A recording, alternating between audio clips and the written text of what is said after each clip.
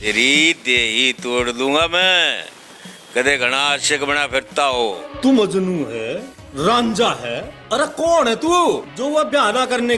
अरे तू रांझा है, मजनू है, तू के है? दांत तो एक न एक दिन टूटेंगे चंद्रो। तने गाड़ियों लोहार क्यों पसंद आने लग गयो? जाट जमींदार बहुत से। अरे दांत तो एक न एक दिन टूटेंगे। तने गाड़ियों लोहार क्यों पसंद आने लग गयो? जाट जमींदार बहुत से। मैं जो था चंद्रावल के बाद मैंने कुछ फिल्में की थी। ये फिल्म बना रहे थे कुछ डाका, डाकड़ छोरा पार्ट 2 है, असर है, नटखट है, लाट साहब है। कैमरे से तो हमारी बहुत पुरानी दोस्ती है। बाबा हमारे घर चल, फोटो तुलवा, ये कर वो कर। तब पुलिस दोबारा आई और उसने मुझे निकाला एक बार।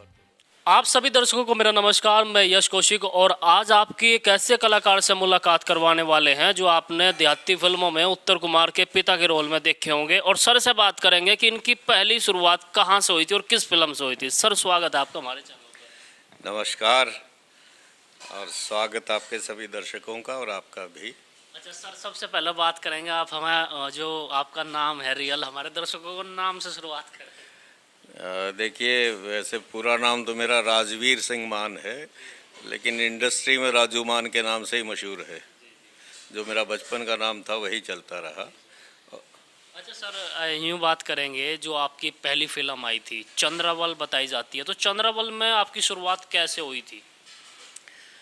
मेरे एक मित्र थे रामपाल बलहरा और उनके सर्कल में जयंत प्रभाकर जी जो डायरेक्टर थे उस फिल्म के चंद्रावल के, वो उनके दोस्त थे। तो रामपाल बलहरा जी ने मुझे उनसे मिलवाया कि भाई ये अच्छे एक्टर हैं, यूनिवर्सिटी के और कॉलेज के बेस्ट एक्टर रहे हैं। मैं उस वक्त कॉलेज से पास आउट करके निकला ही था रोहतक से। तो उन लोगों ने मुझे कॉल किया और उसमें विलेन का कैरेक्टर डिसाइड हुआ। तो मेन विलेन मैंने किया था चंद्रावल में और वो हिट होने की वजह से फिर काफ़ी फिल्मों की शुरुआत हो गई थी। अच्छा जी, उसमें आपका एक डायलॉग और था जिसमें आप विलन बने हुए थे, वो बड़ा डायलॉग फेमस है आपका। हाँ, वो हीरोइन को छेड़ते वक्त था डायलॉग जो काफ़ी मशहूर हुआ था, क्योंकि उसमें हीरोइन का नाम चंद्रो था और हीरो का नाम सूरज था। तो दोनों का नाम उस डायलॉग में आता था, इस वजह से मतलब वो छेड़छाड़ वाला डायलॉग था। अरे आज यो सूरज कड़े ते लिकड़ो चंद्रो, अरे हटिया मैं तेरे दांत तोड़ दूंगी। अरे दांत तो एक न एक दिन टूटेंगे। तने गाड़ियों लोहार क्यों पसंद आने लग गयो? जाट जमींदार बहुत से हैं। इस तरह से था। सर आज भी वही आवाज़ में दम है। बस क्या कहें अब। अच्छा जी, एक बात और थी, जैसे आपको दर्शक चंद्रावल में तो शायद इतने नहीं पहचान पाते क्योंकि उस टाइम तो आप युवा थे, और जैसे कि उत्तर कुमार के पिता के रोल में आपका बहुत ज़्यादा किरदार रहे हैं, तो जो ज़्यादा पहचान बनी शायद मुझे लगता है कि उत्तर कुमार की फिल्मों में आपको कुछ ज़्यादा पसंद किया गया। हाँ हाँ, मैं जो था चंद्रावल के बाद मैंने कुछ फिल्में की थी और उसके बाद एक बड़ा अंतराल मेरे लाइफ में आ गया था। यहाँ फैमिली प्रॉब्लम्स की वजह से मैं जो है ये लाइन मुझे छोड़नी पड़ी थी। और फिर काफ़ी अरसे बाद एक दिन उत्तर कुमार और ये सोनोटेक के मालिक हंसराज जी, ये दोनों आए। ये फिल्म बना रहे थे कुछ डाका। तो वो कहने लगे कि आप इतने पुराने एक्टर हैं और खाली बैठे हैं, एक्टिंग नहीं कर रहे हैं। तो मैंने कहा भाई अपने घर के काम और बिजनेस में ये सब देख रहा हूँ, मैंने छोड़ दी ये लाइन। कहने लगा नहीं नहीं, अब तो आप दोबारा से शुरू करो। तो मेरा मन कर गया फिर। तब तक मैं फ्री भी हो गया था जिम्मेदारियों से।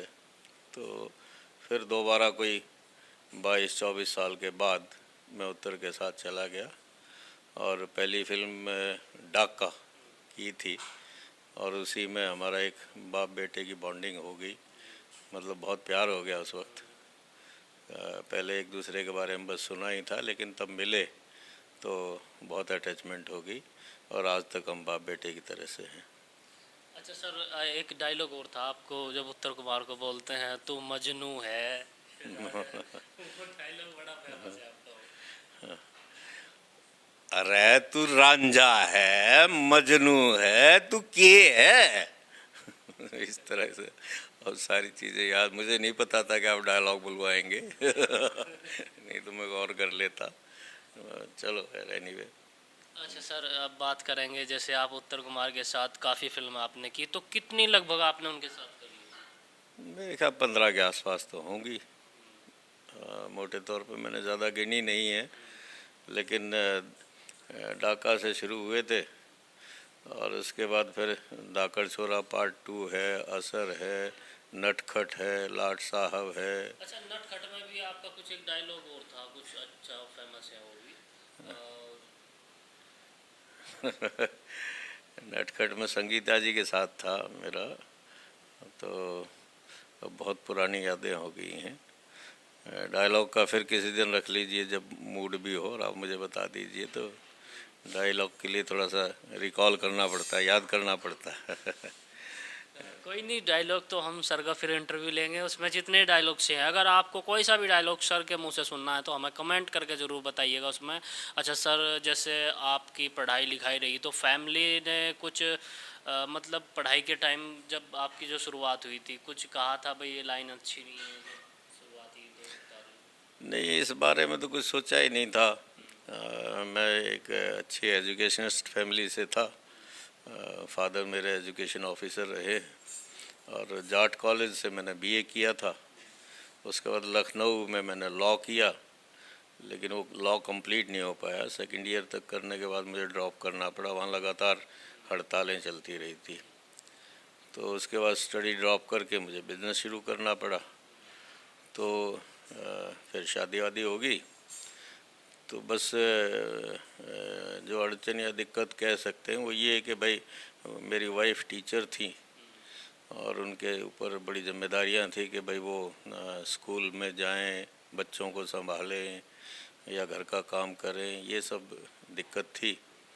तो इस वजह से मुझे छोड़नी पड़ी ये लाइन बीच में ही, क्योंकि चंद्रावल के बाद ज़्यादा नहीं, कोई 8-10 फिल्में उस वक्त मैंने की होंगी।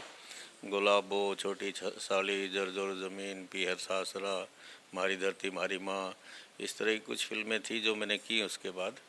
लेकिन फिर बीच में गैप आ गया था और वाइफ को पसंद भी नहीं था। बस एक वही थोड़ी सी अड़चन थी कि हमारी फैमिली यहाँ छोटी सी दिल्ली में शिफ्ट हो गई थी, जॉइंट फैमिली नहीं थी, हम हस्बैंड वाइफ ही थे, बच्चे थे। तो इस वजह से दोनों को मिलजुल कर चलना पड़ रहा था, ये लाइन छोड़नी पड़ी थी मुझे।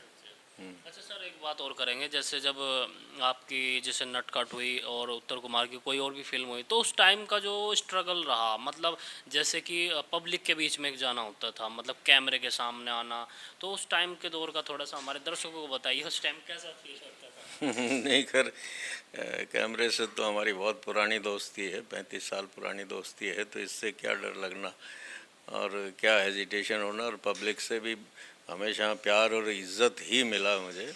ऐसा कुछ नहीं कि भाई कोई किसी ने कभी कोई बेहूदगी की हो या गफलत की हो। अच्छा सर, कोई ऐसा वो रहा हो, कोई मतलब जब शूटिंग हो रही हो और कुछ लोगों ने, पब्लिक ने कुछ मतलब परेशान किया हो, कोई ऐसा हुआ है शूटिंग पे कभी? ने मुझे कभी नहीं किया। हाँ, एक बार थोड़ी सी दिक्कत आई थी मुझे। नटखट फिल्म का प्रीमियर था शायद मोदी नगर में, तो उस वक्त जो है वो पूरी यूनिट टीम उत्तर के साथ जो नौजवान लोग थे वो फटाफट अंदर चले गए और मुझे वो बच्चों ने पिताजी, ताऊ जी, बाबा ऐसे करके पकड़ रहे थे वो। तो किसी को वो फ़ोटो लेनी थी, कुछ करना था, मैं थोड़ा पीछे रह गया और पुलिस कस्टडी जो थी वो उत्तर के साथ चली गई, पुलिस वाले सारे उनके साथ चले गए, मैं अकेला रह गया पीछे। तो तब मुझे बड़ी पब्लिक ने घेरा और सारे टूट पड़े मेरे ऊपर, बाबा हमारे घर चल, फ़ोटो तुलवा, ये कर वो कर। तब पुलिस दोबारा आई और उसने मुझे निकाला। एक बार तो हुआ था ऐसा। तो यानी कि वहाँ के लोग आपको ज़्यादा पसंद कर रहे थे, मतलब आप हमारे घर चलो। हाँ, ये तो बहुत बार होता है क्योंकि उत्तर का इमेज है, उत्तर को वेस्टर्न यूपी, हरियाणा और अब तो वो इंडिया लेवल पे ये कहो कि भाई बहुत ही अच्छा स्टार कामयाब हो गया है भगवान की दया से। तो उत्तर की फ़ैन फॉलोइंग बहुत है और मुझे ज़ाती तौर पे वो उत्तर के पिता के रूप में ही देखते थे। और अभी तक भी ज़्यादातर लोगों को ये गलतफहमी है कि भाई मैं उनका एक्चुअल फादर हूँ, क्योंकि हमारी बॉन्डिंग ऐसी थी, हम एक्टिंग ऐसे करते थे दोनों कि लगता नहीं था कि हम एक्टिंग कर रहे हैं। तो लेकिन मैं बताता हूँ कि भाई हाँ, हम फिल्मों में हैं, लेकिन असलियत ये भी है कि हमारा प्यार प्रेम बाप बेटे जैसा ही है पर्दे के पीछे भी। अच्छा सर, जैसे देहाती फिल्में हम देखते हैं तो मतलब जो हमारे यहाँ की यूपी हरियाणा की जो ये फिल्में तैयार हुई हैं, तो मतलब जब देखते हैं तो कुछ ऐसा लगता है कि भाई रियल में ऐसा कुछ है, मतलब जैसे पूरी फैमिली होती है, ऐसा लगता है उन फिल्मों में। हाँ, ये उत्तर की ख़ास बात है, वो फैमिली के लिए ही फिल्म बनाता है और कंसेप्ट भी ऐसा लेके आता है कि जिसमें भाई जैसे दो भाइयों का प्यार हो या दो भाइयों का टकराव हो या कुछ मतलब जो फैमिली प्रॉब्लम्स हो ना, उनको उठाता है वो और समाज को कुछ देना चाहता है मैसेज फिल्मों के ज़रिए। तो इसलिए तकरीबन और उनका नज़रिया ये होता है कि सारी फैमिली बैठ के एक जगह देख सके। तो सर जैसे फिल्मों के भी आपने गाने भी कुछ लिखे होंगे, कुछ गाने का शौक होगा, तो ऐसा है कोई? हाँ, नहीं, गाने का शौक़ नहीं, गाने लिखने का शौक़ मुझे काफ़ी रहा। पुरानी फिल्मों के भी कई सॉन्ग लिखे, अपने भी मेरे बहुत सारे भजन हैं, माटी जुलम करे, ओम सुखम देही, रामचंद्र संग सिया भजो, इस तरह के। और ये शौक़ मुझे हुआ था पुरानी फिल्में जब गुलाबो, जरजोर ज़मीन वगैरह की रिकॉर्डिंग हुई, तो उस वक्त वेदपाल वर्मा जी से संपर्क हुआ मेरा, वो मेरे गुरु भी रहे हैं। तो उनके साथ बैठ के मैंने काफ़ी म्यूज़िक पे काम किया। और उस वक्त उत्तम सिंह जी अरेंजर होते थे, अभी भी उन्होंने हमारा मेरी लेटेस्ट फिल्म जो दादा लक्ष्मी है उसका म्यूज़िक उत्तम जी ने ही दिया है। तो उनसे भी जब परिचय हुआ था तो बहुत गुणी इंसान है वो। तो उन लोगों के संपर्क में होके आके मुझे शौक़ हो गया था, क्योंकि राइटिंग का शौक़ था ही और इसके साथ म्यूज़िक का जो है वो कैसे अरेंज होता है, कैसे बनता है, मुर्कियाँ, सुर, ये वो सब कुछ, तो वो नॉलेज हो गई थी। तो इसलिए मैं म्यूज़िक में काफ़ी इंटरेस्ट लेता हूँ। अच्छा सर, अभी बता रहे थे आपकी नटखट फिल्म का एक जो सैड सॉन्ग था, शायद वही आपने लिखा था? हाँ हाँ, वो उसके प्रोड्यूसर थे अरविंद मलिक। तो वो उनसे एक बार दो लाइनें ऐसे ही मैंने गुनगुनवाई थी, उन्होंने उत्तर को जिक्र किया और उत्तर अपने ही हिसाब से लिखवाता था चीज़ों को। तो उसने कहा कि बापू कुछ ऐसा ऐसा हो, उसके रूप की तारीफ और ये वो सब कुछ, लेकिन सैड सॉन्ग हो, एक बार कैमरा हीरोइन पे जाएगा, एक बार मेरे पे जाएगा, इस तरह से। तो वो था, रूप का नज़ारा ले गई दिल वो हमारा ले गई, इस तरह से था वो नटखट। अच्छा सर, नटखट फिल्म में जब उत्तर कुमार भैंस बेचते हैं उस लड़के को फूल देने के लिए, उस टाइम चिल्लाते हैं भैंस ना है यहाँ। हाँ, वो घर के सीन काफ़ी ऐसे थे। और उस वक्त मुझे याद है एक ऐसी घटना भी हो गई थी कि वो जो संगीता जी जो मेरी वाइफ बनती थी, उत्तर की माँ जो बनती थी ना, उनको बड़ी चोट भी लग गई थी, वो गिर गई थी मेरे कुछ किस तरह शूट के दौरान ही गिर गई थी वो, और उन्हें काफ़ी चोट आई थी उस वक्त। हाँ, घर में शूट चल रहा था, पक्के फर्श पे गिरने की वजह से चोट आ गई थी उन्हें। तो सर एक बार हमारे दर्शकों को थोड़ा करके बताएं, जब कहते हैं ना कि भैंस ना है यहाँ, तो फिर कैसे कहते हो आप? अब आप ऐसी बातें पूछ रहे हैं जो मुझे बिल्कुल याद नहीं है, कितनी चीज़ें की हैं उनके साथ। और अब वो अगर मुझे पता होता कि आप डायलॉग्स या वो सिचुएशंस और वो सब करेंगे तो मैं उस तरह से तैयार होता। मुझे लगा कि आप ऐसे बोल के दिखा दो, अरे भैंस ना है यहाँ, उसी भाषा। एक असर फिल्म कवल के डायलॉग मुझे थोड़ा सा ध्यान आता है, बोला तेरी देही तोड़ दूंगा मैं, कदे घना आशिक बना फिरता हो। तो सर एक बात और करेंगे छोटी सी, अब आजकल आप उत्तर कुमार की फिल्मों में नहीं दिखाई दे रहे, इसका क्या कारण? इसके तो बहुत सारे कारण हो गए। इसके तो ऐसा हो गया। एक तो उनकी पहला कारण तो यही है कि भाई मैं अब 70 के करीब हो गया और उनका शूट होता है उधर गढ़गंगा से आगे और गांव में होता है और 15-15, 20-20 दिन लगातार वहाँ रहना पड़ता है गांव में ही।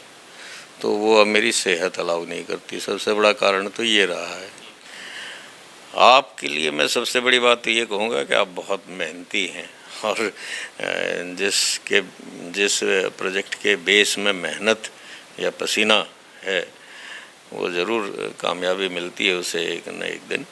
क्योंकि आप मेरठ से सिर्फ इंटरव्यू लेने के लिए आप दिल्ली तक का सफ़र आपने किया और इतनी गर्मी के अंदर, तो ये काफ़ी शो करता है कि भाई हाँ ये एक बड़ी बात है।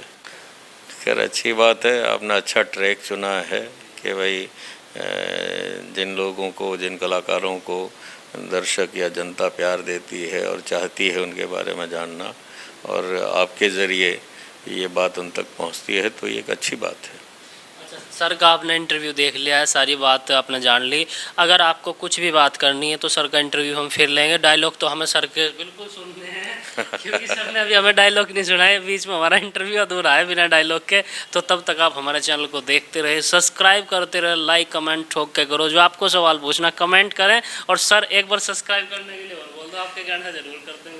हाँ नहीं, मेरी दरख्वास्त है जो भी लोग मुझे सुन रहे हैं वो news India channel, news 27 India, इस चैनल को ज़रूर सब्सक्राइब करें और मेरा इंटरव्यू कैसा लगा इसके लिए आप कमेंट भी करें, मुझे भी पता चलेगा। तो मिलते हैं एक नए इंटरव्यू के साथ, तब तक के लिए जय हिंद, जय भारत।